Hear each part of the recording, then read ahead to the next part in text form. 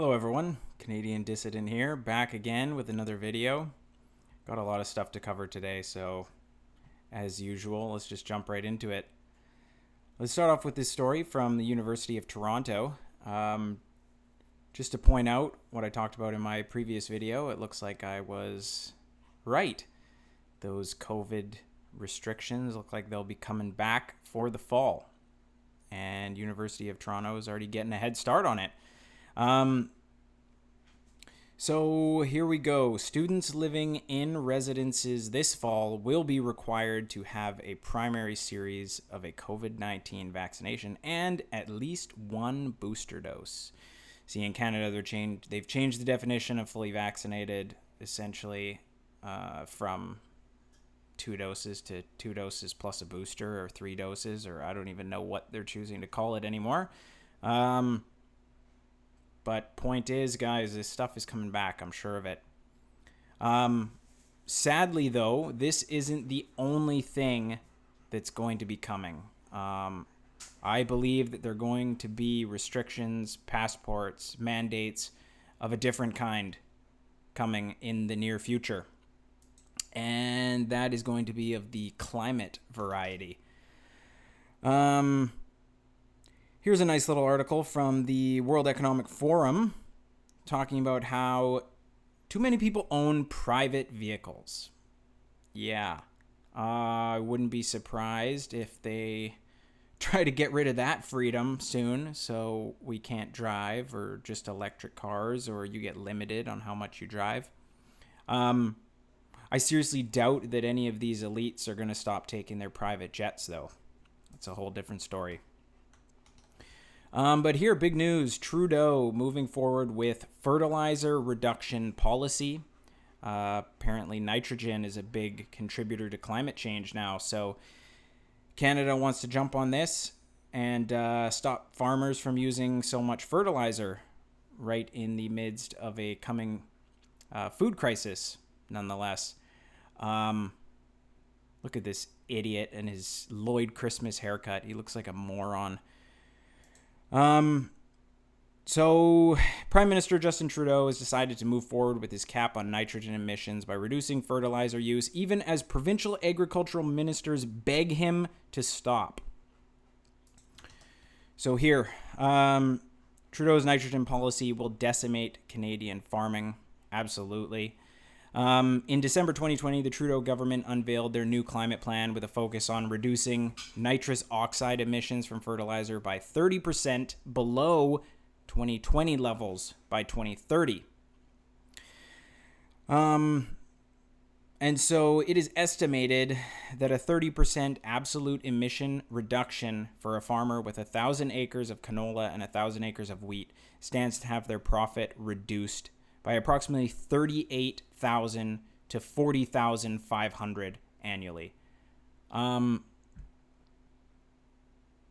much do you think you guys would like it if the government came along and said that that your salary would be reduced by $40,000 a year?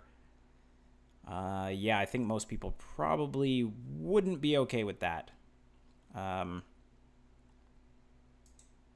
so it's interesting.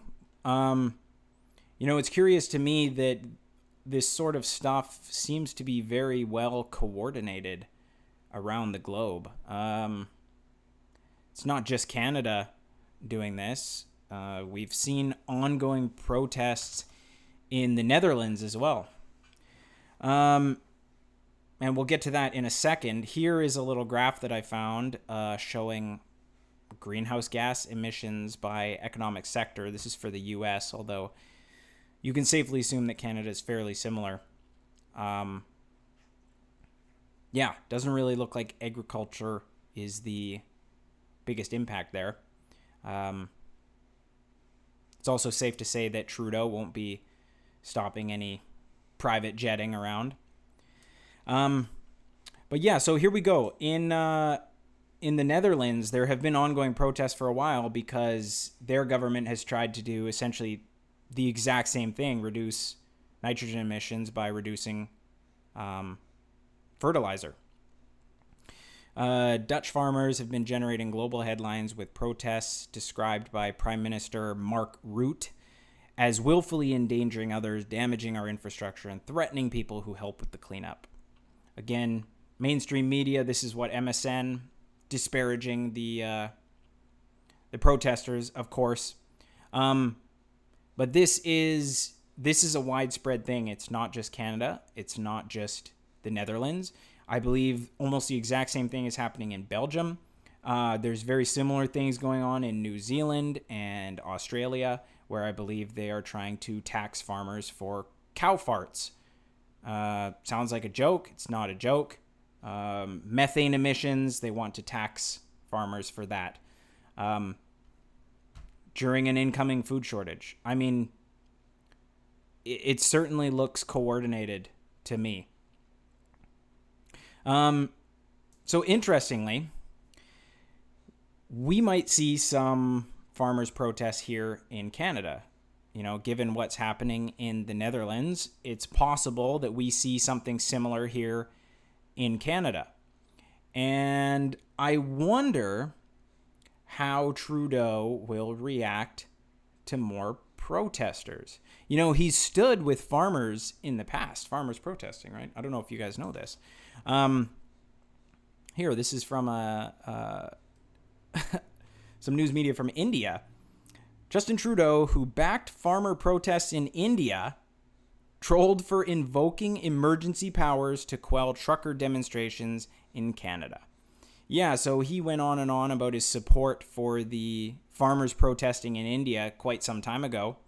And then he was, of course, mocked for this when we had the truckers protest. But won't it be even funnier if we have actual farmers protesting here in Canada and it's literally the exact same thing and we see how he reacts?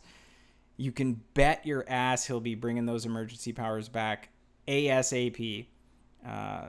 They will not even let the thing get out of hand. They will not let the protest get started in any way like they did with the truckers. They will shut it down.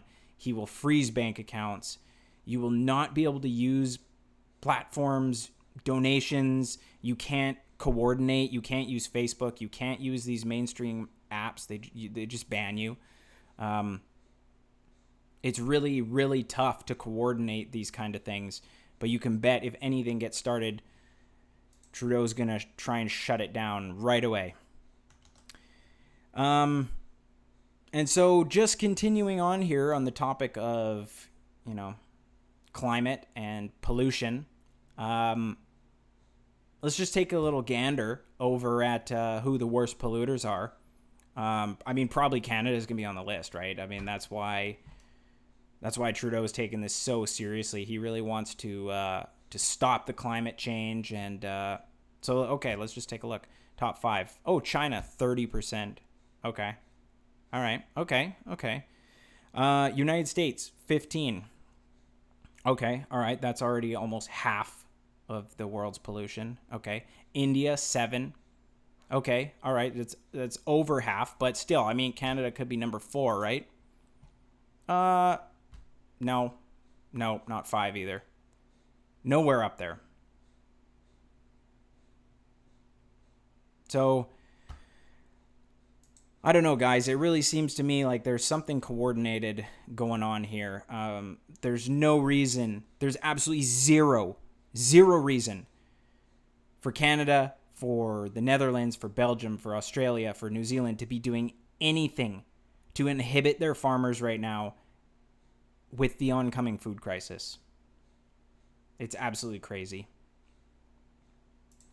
But here, so again, continuing on with this whole climate thing, you know, I found this little mashup somewhere of all of these articles from different organizations saying different places on the planet are heating up faster than the rest of the planet.